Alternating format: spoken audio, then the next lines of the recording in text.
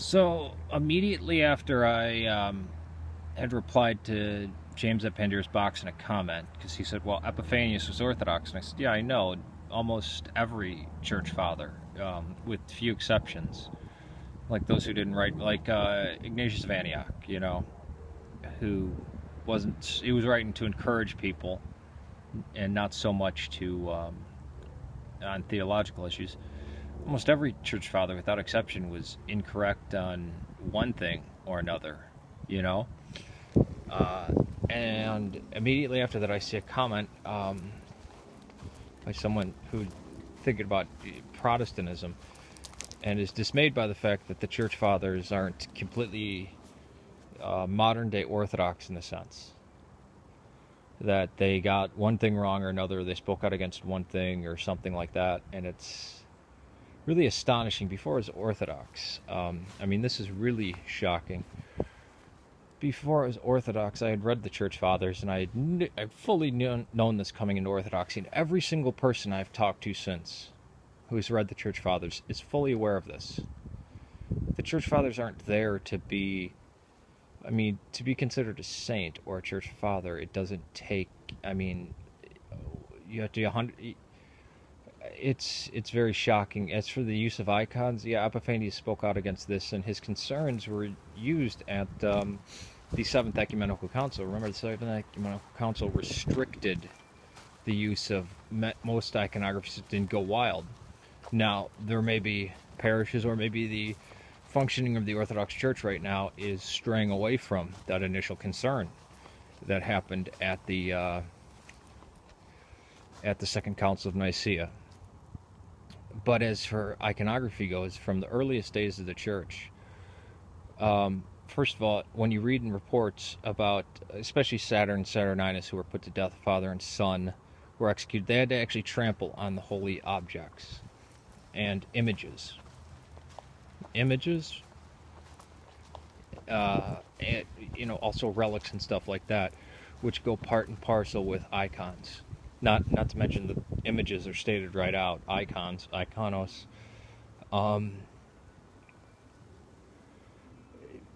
But many of them were cloaked in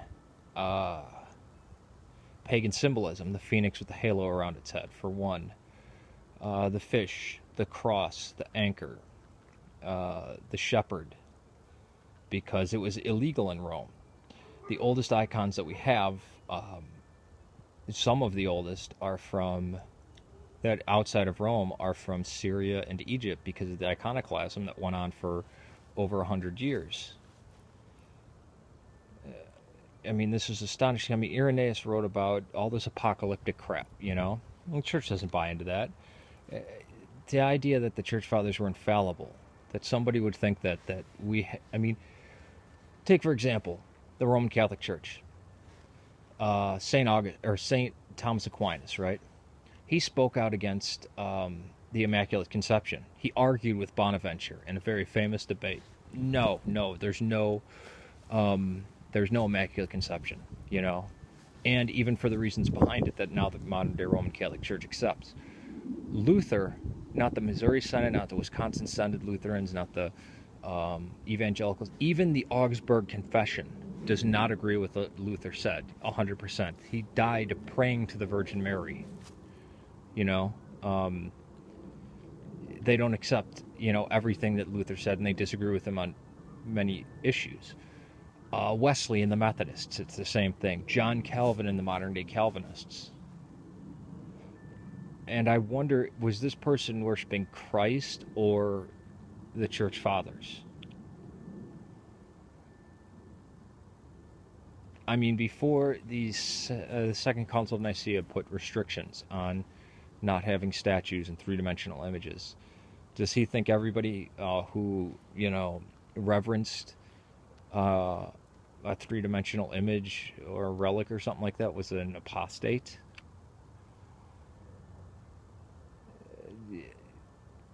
It's mind-boggling. Does he think that in the time of harsh persecution that icons were everywhere in house churches when they were performing the liturgy. The only time they became really unhidden was the 50-year period that preceded Diocletian before the massive persecution. And even then, they still had things that were kind of pagan imagery moved over. That's why icons are done in the style of the Roman style with Egyptian, the Egyptian style of Roman art. And that still carries down to today. The reason why we depict angels with wings. And I mean, I've been saying for 5-6 years, ever since, I mean, even before YouTube, yeah, no, the church fathers, they all at least spoke about something or spoke against something that now we take, as, granted. We take for granted as true, right? None of them spoke against liturgy, and it was the excesses that most were irritated at, right? You think they would trample a cross? I mean, look at our own bishops throughout the ages. Paul of Samosata was never renounced in his lifetime, right? He was spoken against by many people, but he had sex with deaconesses. He denied the divinity of Christ. He's not a good guy. Nestorius was a bishop of Constantinople.